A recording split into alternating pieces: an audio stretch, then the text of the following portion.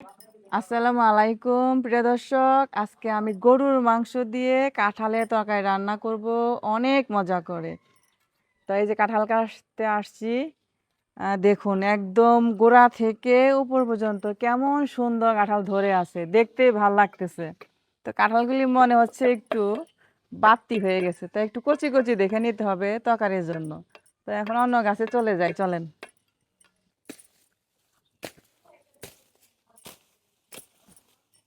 জঙ্গল হয়ে গেছে।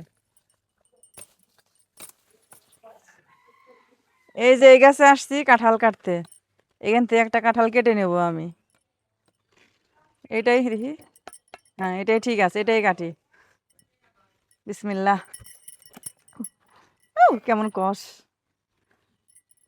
ওকে।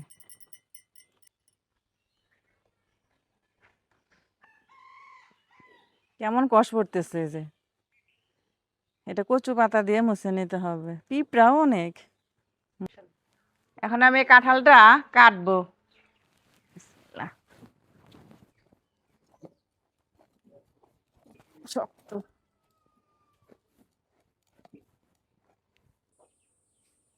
এই যে কাঁঠাল, তা একটু বাড়তি বাড়তি হয়ে গেছে, বেশি নেওয়া যাবে না, শুধু কোষটা নেব। কচু পাতা দিয়ে কষটা মুছে নেই।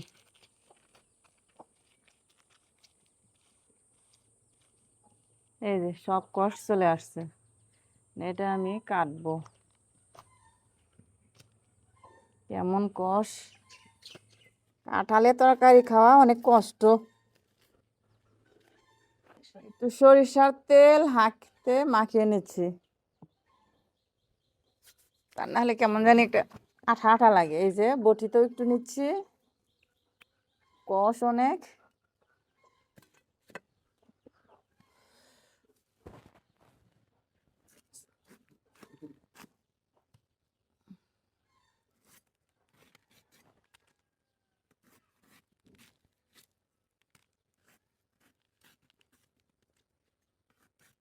হুম, দাদি এটুক।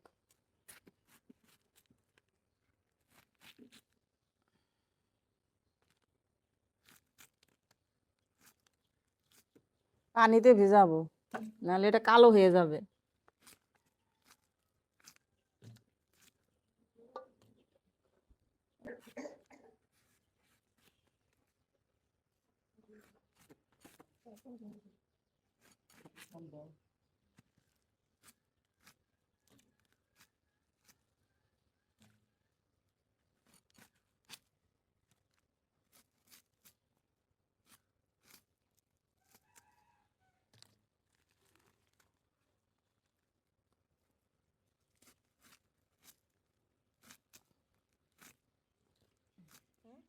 ওকে। এখন এই কাঁঠালের এই বিচিগুলো একটু শক্ত বলে বিচিগুলি ফেলে দেব। এই যে কচি হলে নেওয়া যায় তো। এই যে বিচি, এই কাঁঠালগুলি ধুয়ে এখন আমি এটা ভাপ দিয়ে নিব, তারপরে রান্না করব। হুম। এখন এই যে কাঁঠাল আমি ভাপ দিব। বিসমিল্লাহ।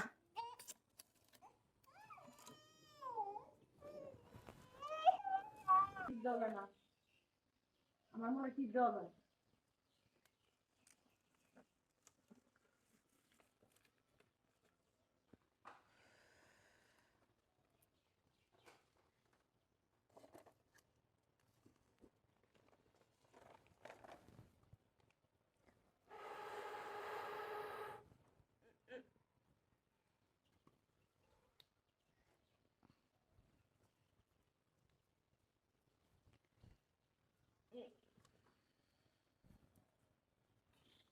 দেখি।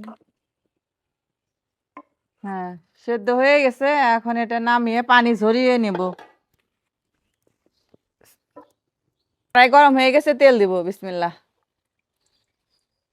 কাঁঠালের তরকারি তো একটু তেল বেশি লাগবে। আমার হাত মোছার গামছা, তেল গরম হলে পেঁয়াজ দিব। তেল গরম হয়ে গেছে, এখন এই যে পেঁয়াজ দিয়ে দিব।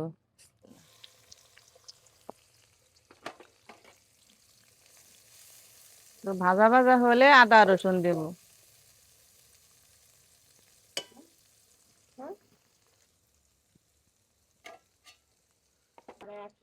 এই যে কিছু গরম মশলা দিব।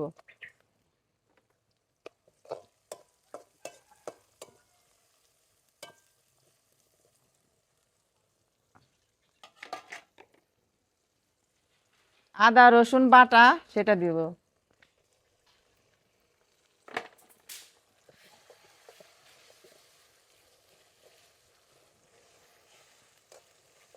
কাঁচা গন্ধ চলে গেলে গুঁড়া মশলা দিব।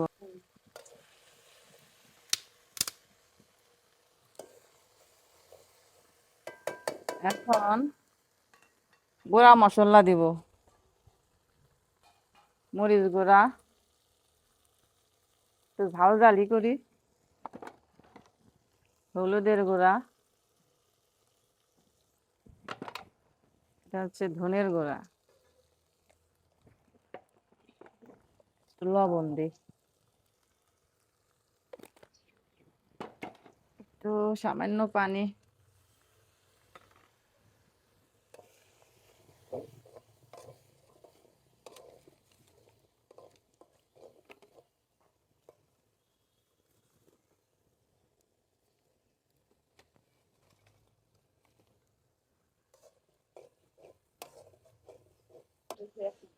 এই যে একটু পানি দিয়ে মশলাটা কষিয়ে নিয়েছি। এখন আমি এই যে মাংস দিব, এই যে গরুর মাংস, এটা দিয়ে দেব। বিসমিল্লাহ। তেল তেল সহ নিয়েছি।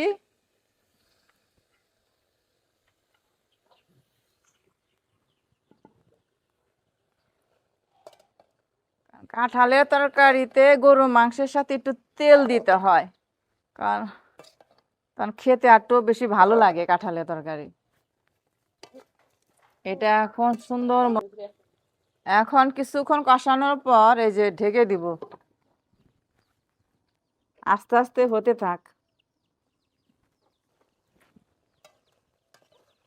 নেড়ে চেড়ে দেই।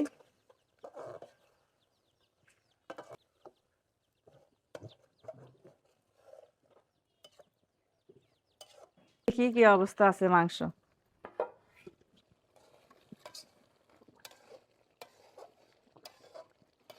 আরো কষাইতে হবে। এখন কিছু মাংস আমি উঠিয়ে নেব, এটা আমি শিলপাটায় কিছু মাংস আমি একটু ছেঁচে নিব, যাতে কাঁঠালের সাথে ভালোভাবে মিশে যায়। কাঁঠালের সাথে মাংসটা মিশে গেলে খেতে আরো বেশি ভালো লাগে।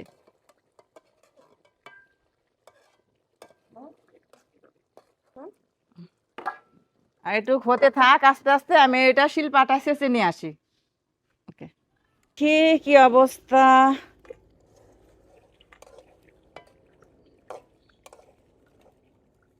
এই যে মাংস শিলপাটায় ছেঁচে নিয়ে আসছি, এটা এখন দিয়ে দেব।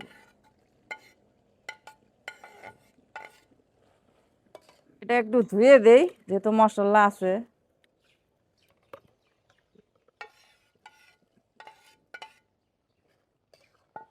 আর কিছুক্ষণ কষানোর পর কাঁঠালটা দিয়ে দেব, একটু ঢেকে রাখি। ওকে, দেখি কি অবস্থা হয়ে আসছে। এখন এই যে কাঁঠাল, এটা দিয়ে দেব। বিসমিল্লাহ।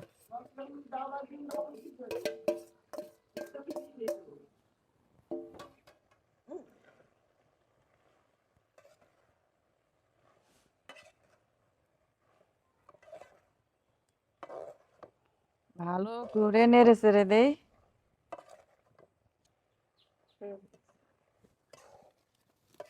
ভালোভাবে মিশিয়ে দিই।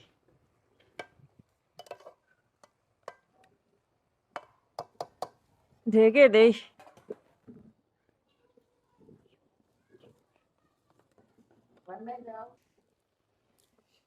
সামান্য একটু পানি দেই চারপাশে,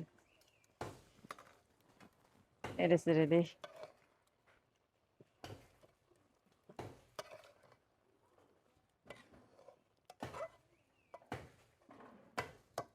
ঢেকে দেই আবার ওকে, দেখি।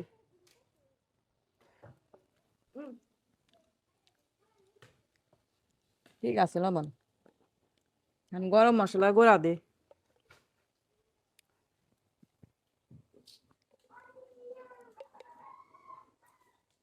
মানে গরম মশলা গুঁড়াটার অনেক সেন্ট।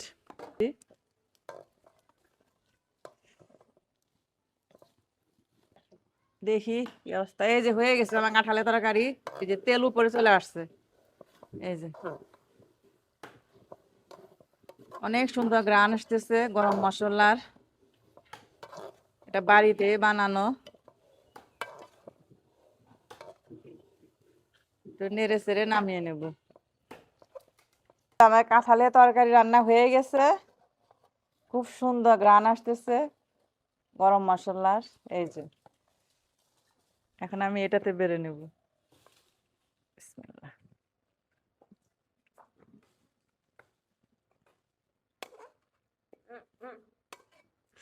এই যে গরুর মাংস দিয়ে কাঁঠাল রান্না করেছি, অনেক সুন্দর ঘ্রাণ আসতেছে।